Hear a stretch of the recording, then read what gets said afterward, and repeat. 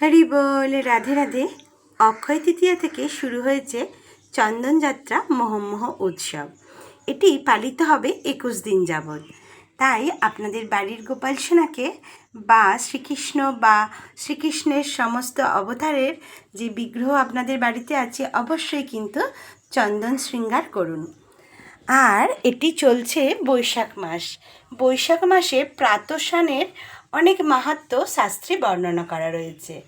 তাই সূর্য উদয়ের 1 ঘন্টা 36 মিনিট আগে সেটিকে ব্রহ্ম মুহূর্ত বলা হয়।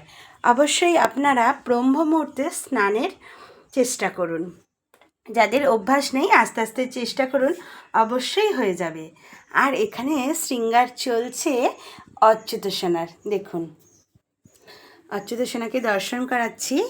এই যে জন্মদিনের সকালে যে জামাটি তিনি পরিধান করেছিলেন সেটি আজকে পরিয়েছি।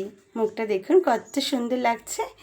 আর এখানে দোলনায় আছেন রাধা মাধব, আর এখানে আছেন ভগবান আছেন, এখানে তিরুপতিজি। সকাল সকাল ভগবানকে দর্শন করালাম। ভগবানের কৃপায় আপনাদের সারা দিন খুব খুব শুভময় কাটুক। হরি বল। রাধে রাধে। জয় জয় অচ্যুত সোনার জয়, জয় গোপীনাথের জয়, গিরিধারীর জয়, জয় বংশীধারীর জয়, জয় শ্রী রাধা রাধা রাধা।